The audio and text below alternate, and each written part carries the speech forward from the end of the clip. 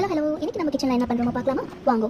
முதல்ல நாங்கள் rolling boiling ஆகிற தண்ணியில் கொஞ்சமாக உப்பு கொஞ்சமாக எண்ணெய் கூட போட்டு நல்லா கொதி வந்த பிறகு மேக்ரோனியா போட்டுக்கின்னு ஒரு 80% அளவுக்கு மட்டும் தான் குக் பண்ணிட்டு சைடில் வச்சுக்கணும். அப்புறம் இன்னொரு சைடில் ஒரு கடாய் வச்சுட்டு அதில் ஒரு ஸ்பூன் அளவுக்கு பட்டர் அப்படியே இன்னொரு ஸ்பூன் எண்ணெய் கூட போட்டு அதுலேயே கடுகு சீரகம் சின்ன சின்னதாக கட் பண்ணி வச்சிருக்கிற பூண்டு அப்படியே சின்னதாக நறுக்கி வச்சிருக்கிற பச்சை மிளகாயும் இதுலேயே சின்ன சின்னதாக கட் பண்ணி வச்சிருக்கிற வெங்காயம் போட்டு நல்லா ஃப்ரை பண்ணிக்கணும். இதில் இப்போ நம்ம உப்பு மஞ்சள் தூள் போட்டு ஃப்ரை பண்ணிட்டு தக்காளி பீசஸ் கூட போட்டு ஃப்ரை பண்ணிக்கணும். இப்போ இதுலேயே நம்ம மேகி மசாலா ஆட் பண்ணிட்டு இன்னும் 2 மினிட்ஸ் வரைக்கும் ஃப்ரை பண்ணால் அது கொஞ்சம் கெட்டியான மாதிரி இருக்கும்.